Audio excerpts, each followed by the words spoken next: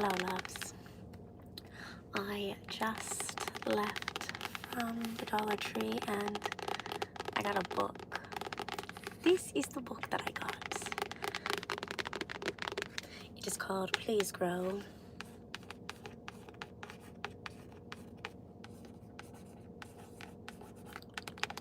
Lessons on Thriving for Plants and People.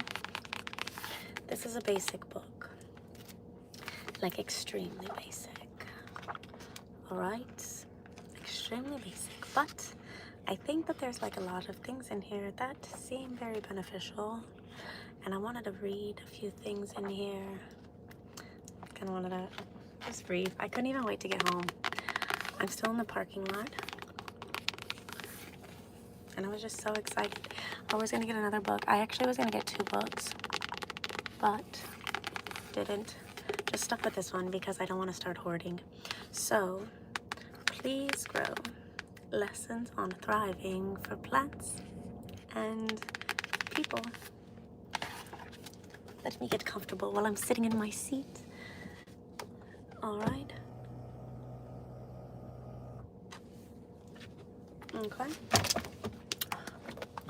I'll show you guys the illustrations, okay? Great. Let's see what they're saying. How can we thrive? How can we thrive? This book is about plants. It's about roots and leaves and branches and buds. But it's also a book about you. It's about the tender little seeds of things you've dreamed of, and the lush, magnificent trees they can become if you help them along. It's about learning when to grow with vigor and when to be still and when to dig deep and when to burst into bloom.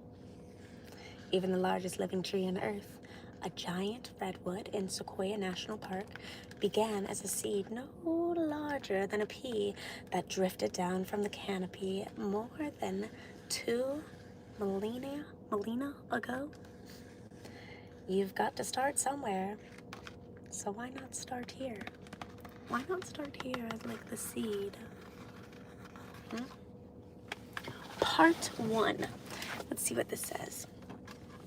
Part 1, we have the seed. Do we see it? Part 1. Part 2, we cultivated. Part 3 is the root. Part 4 is grow. Part 5 is bloom. Part 6 is rest. Part 7 is adapt. Part 8 is propagate. And part 9 is prune. Part 1. Seed. Consider the seed. Small, hard, lifeless. You might miss it completely if you don't know where to look. You might miss it.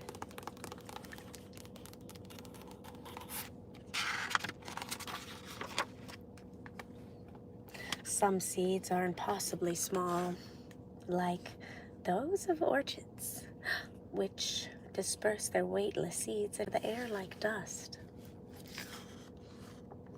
Now, most of these things I don't even know how to pronounce, so I'm not even going to pronounce them. But even the most massive seeds, like coconuts, are still small enough to hold into your hand. Compared to what it may ultimately become, a seed is always small. One can't help but wonder. It's me. I'm wondering. That's exactly why we're sitting in the car right now, right outside of the store. I'm in so much wonder right now. How could something so small contain so much? How could this be? How could it contain so much? But that is precisely the magic of the seed. It is compact, inert, silent, just waiting for the right circumstances to arise. Whether it's by wind or water or consumption by a hungry animal, its seed's very design invites to be pushed along by whatever exterior forces interacts with it. A seed wants to succeed. It just needs a little help, just like us. As humans, some of us just need a little help. We want to succeed. They must know we doing ASMR right now. All right? We're in the parking lot, okay? All right. All sorts of great things began as seeds. Just listen. Ideas started with a seed. Watermelons, a wee little seed. We got the rutabagas. I don't even know. A seed, a sunflower seed, a baby seed. We got ancient little architectural marvels, seed. And every work of art that ever existed, seed. Let's see. A seed. A seed can grow into almost anything you can imagine. Maybe yours is a house by the beach or a career. Maybe it is a bakery or an MBA or a handmade ceramic bowl. Maybe it's just a big juicy tomato. No matter how big or small a plant or a dream may be, it all starts with a seed. How to grow something from a seed. Step 1. What is step 1? Ding, ding, ding, ding, ding, ding, ding. Find a seed. First ask yourself, what type of seed am I looking for? Seeds that grow into vegetables or flowers are pretty easy to come by, but those other seeds, the ones that grow into families or carriers or books or businesses, can be a bit harder to find. You might even have one already tucked in the back of your mind waiting for you to work up the courage to plant it. What type of seed am I looking for? Now, if you don't have a seed yet, there are plenty of places you one might appear. Now, between the pages of a journal, you might find one. Saw a weird flower today. It was pretty cool. In the shower, you could possibly find one of those. 1 hour into a very serious film about something else entirely, you might get that idea that you need. In the middle of the lake, but only after 20 minutes of good staring. Crossing the street. Under your shoe. You might step on a wee little piece of gum right here. And in the baking aisle at the supermarket. Now see here, this is just various ways that you can find some ideas. Seeds, like ideas, don't always appear where or when we expect them to. They are abundant. They are everywhere, but they are elusive.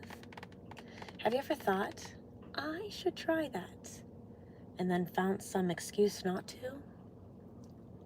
That is a seed. Have you ever wondered, how does this work? And then never found out? That is the seed. Turn over every stone. Pay attention to the random thoughts that pop into your head. Investigate every little thing that interests you. A seed is waiting for you. You just have to claim it. Step 2. What do we do with the seed? Well, I have an idea. I think we plant it. Step 2. Plant the seed. Seeds need somewhere to grow. They can be resilient, but even the strongest seeds require 3 basic elements: soil, water, and sunlight. These are absolutely crucial for seeds to grow into vegetables and flowers. It turns out they're also quite helpful for those more elusive seeds, too.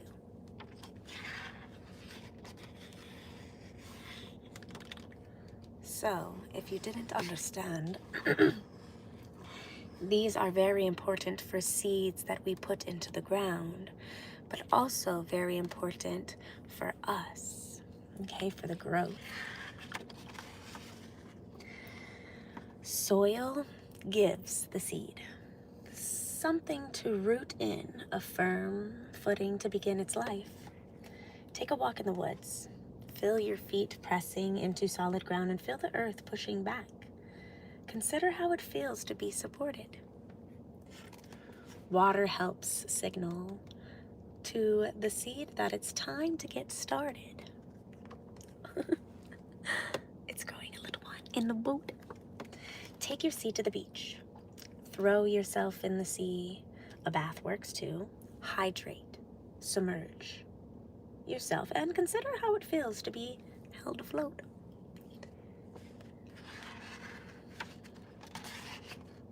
Sunlight. Sunlight provides the warmth and energy required to the seed's earliest growth. Find a sunbeam anywhere you can. Enter it, face first. Feel the sun on your skin. Soak it all up. Consider how it feels to be so warm, glowing, and alive. Number 3, protect the seedling. Protect it. Good morning, Heidi. Good morning. Protect the seedling. A seedling is delicate. Any number of foes could cut its life short before it even began, whether they mean to or not. Be wary of potential predators and build a fence to keep them at bay. We got hungry squirrels, curious birds, judgmental neighbors, your own inner sabotager, and oh my gosh, I have an idea, self-interested friends. These will only get in the way. So, protect your seedling, whether if it's a plant or it's you, whatever it may be, protect yourself at all costs. At all costs.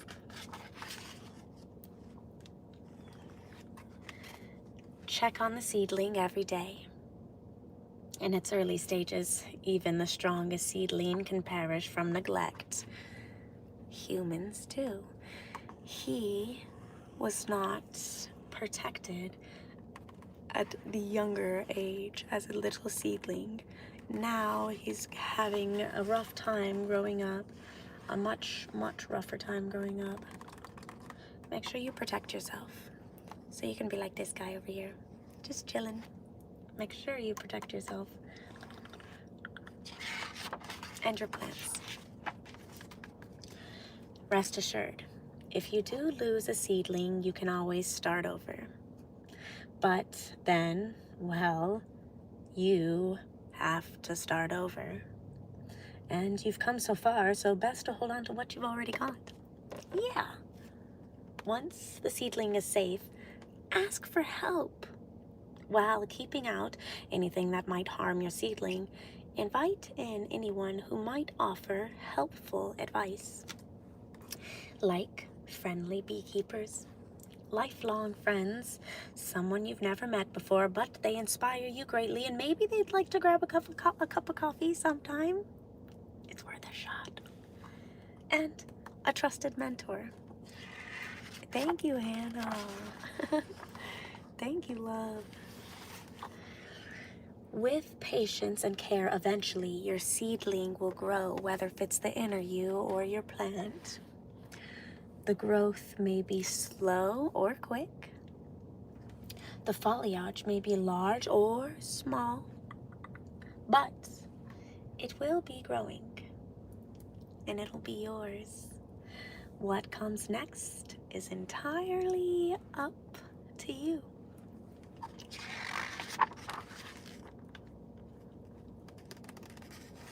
Part 2.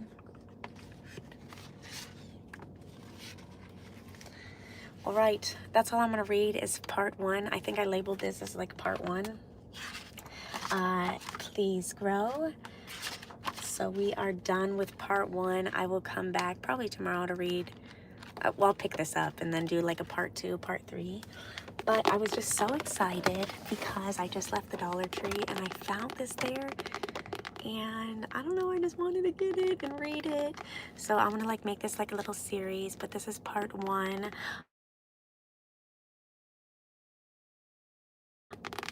This is Please Grow, Lessons on Thriving for Plants and People, from the Dollar Tree. I'm still here right now. We're in the parking lot. So that's all we got for today. I got a mirror for ASMR too. I like this little mirror.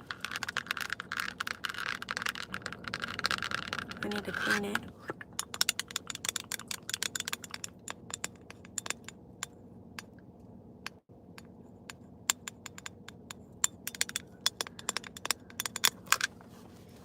Alright, lovelies. Well, I hope you guys have an amazing rest of your day. And we will be live later tonight on TikTok.